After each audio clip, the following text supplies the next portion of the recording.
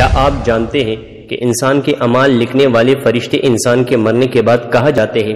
تو چلیے بتاتے ہیں۔